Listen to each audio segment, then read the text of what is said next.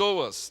Jesus disse em Mateus capítulo 20 e verso 28, a atitude de vocês deve ser igual à minha, porque eu, o Messias, não vim para ser servido, mas para servir e dar a minha vida por muitos. Amém? Que texto maravilhoso, que palavra maravilhosa de Jesus. Ele, como sendo o Deus eterno, Criador dos céus e da terra, ele se despiu de toda a sua glória, desceu aqui na terra, e ele agora diz, a minha atitude, nós temos que ter atitude como Jesus, porque eu sou o Messias, eu sou o prometido de Deus para a salvação da nação, mas eu não vim para ser servido, eu vim para servir, amém? E dar a minha vida por muitos. E você está aqui para servir, você está aqui não para ser servido, você está aqui para realizar o propósito de Deus na sua vida. E servir a Deus envolve atitude. Nós temos que ter atitudes corretas para agradar a Deus. E hoje nós vamos olhar as atitudes de Jesus e aprender com Ele, aprender com Jesus, nas suas atitudes, nos seus atos, nos seus exemplos, como servir a Jesus. Aprender a servir como Jesus. Todo mundo é chamado para o ministério.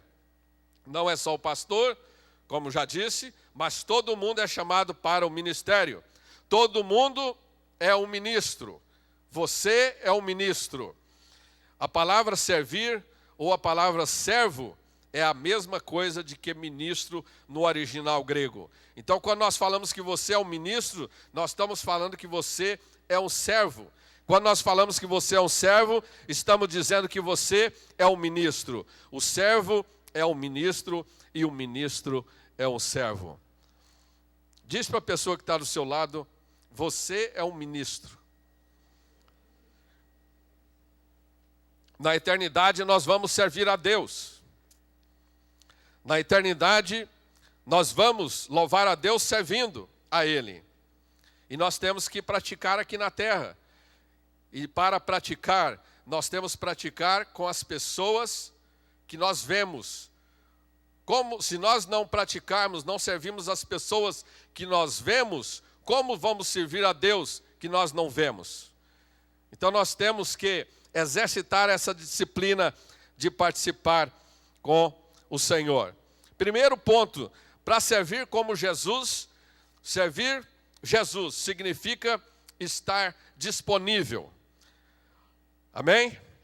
Em Mateus 20, um dia Jesus estava caminhando na cidade de Jericó, e o texto, Mateus 20, verso 30 e 32, diz assim, 2 cegos puseram-se a gritar, Senhor, filho de Davi, tem misericórdia de nós.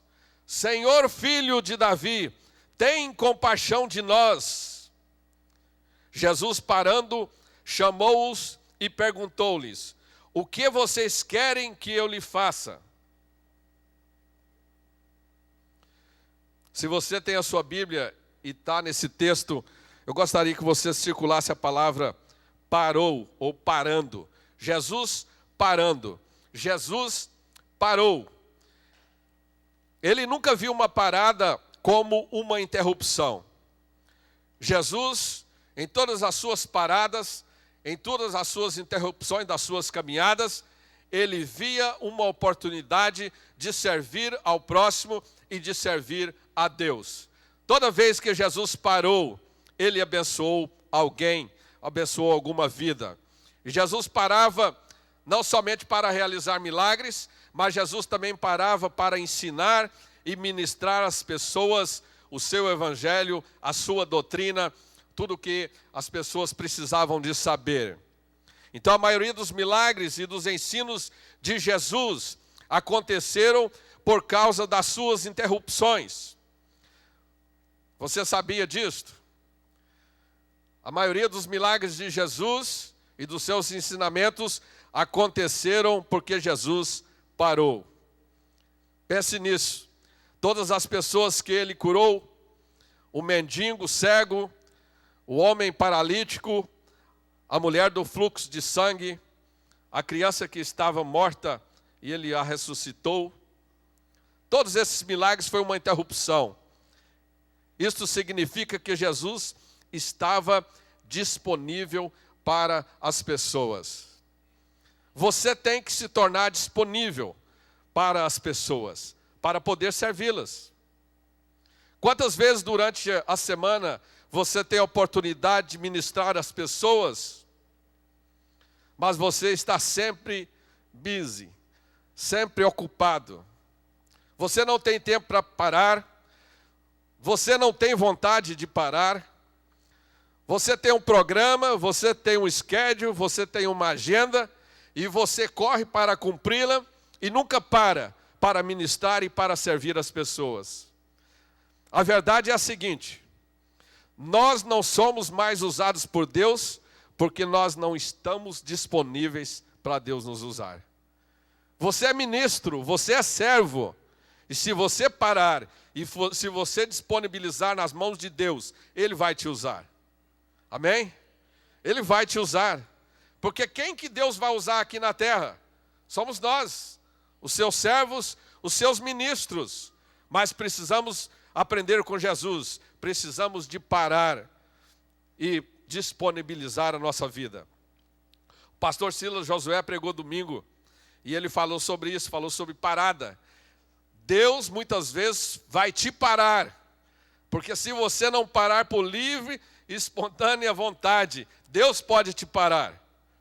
E quando Ele te para, as consequências podem serem drásticas. Mas vamos parar e aprender com Jesus este ensinamento tão glorioso, tão maravilhoso. O primeiro milagre que Jesus fez foi um milagre que Ele transformou água em vinho. Ele foi interrompido e Ele permitiu que essa interrupção acontecesse.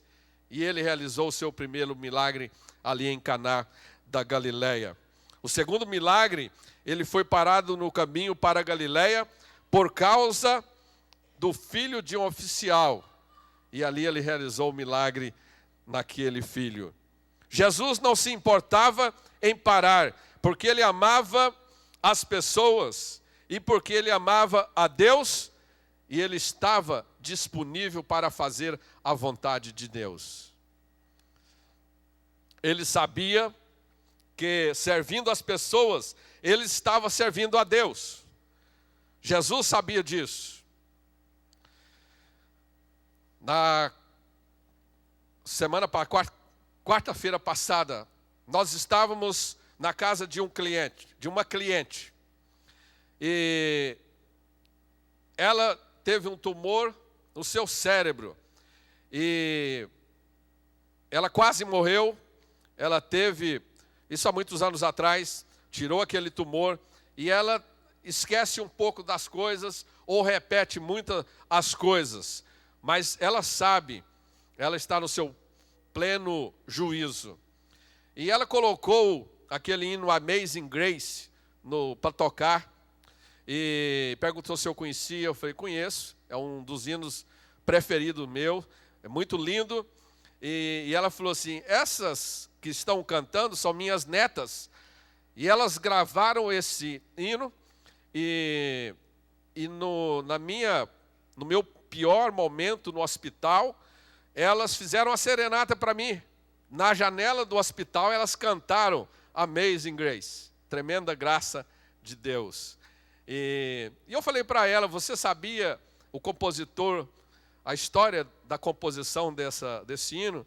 Ela falou, não. Eu contei para ela a história toda, eu não vou repetir aqui porque é um pouco longo, mas ela ficou muito feliz de ouvir. E na quarta-feira passada, quando estivemos lá, ela falou, você poderia repetir novamente a história do compositor dessa letra? Eu falei, sim. Aí contei de novo o testemunho, né? E ela falou, eu estou com o joelho muito doendo, não estou aguentando andar. E após eu fazer tudo isso, eu falei, você crê em milagres? Ela falou, eu creio. Eu falei assim, Jesus curou o meu joelho. Teve um irmão lá que orou e eu fui curado. E